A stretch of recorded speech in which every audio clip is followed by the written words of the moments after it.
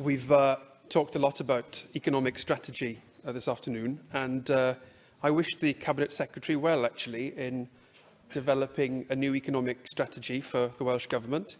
I think we are in uniquely challenging times, and I think it's a timely moment to look at the economic strategy generally, so I wish him well in that. And I commend him, actually, for seeking input from the people of Wales on their economic priorities for the future. I know that there is a school of thought that prefers economic strategy with declamatory statements of certainty, but I think we are not in that territory in the world at the moment.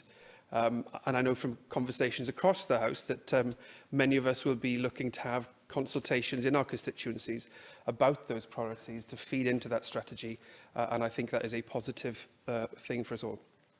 On the question of inward investment, I echo what has been said many times by the Cabinet Secretary and the First Minister about selling Wales to the world. Obviously, it's essential for us at this time to be communicating that we are an open, trading, outward-looking economy, and that is absolutely fundamental to the success of the economy in the future.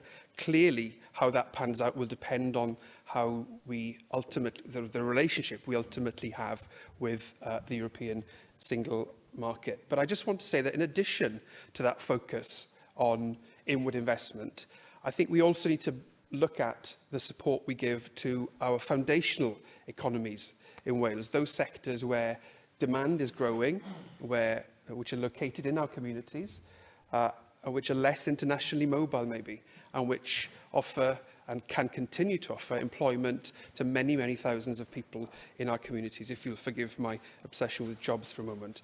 Those sectors are care, housing, energy and food, and I think we also need to make sure that our policy addresses the needs of those sectors. That will require concrete choices in policy terms in the months ahead. For example, how do we fund some of those 100,000 apprenticeships that we're looking at? For what sectors are we going to target that support? So there are genuine policy questions around that. I'd also endorse the work that's underway in relation to the National Infrastructure Commission.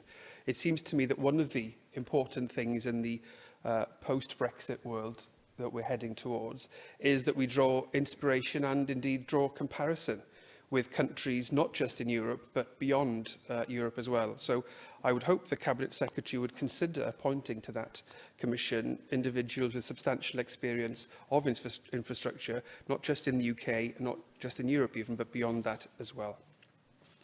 I just want to say one final thing, which is about the support.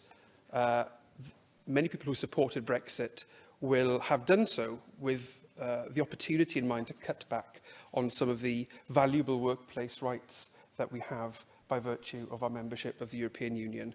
The European Union is a source of many rights that workers in Wales regard as absolutely fundamental. They're a platform for modern work practice, for supporting family life, for clamping down on discrimination.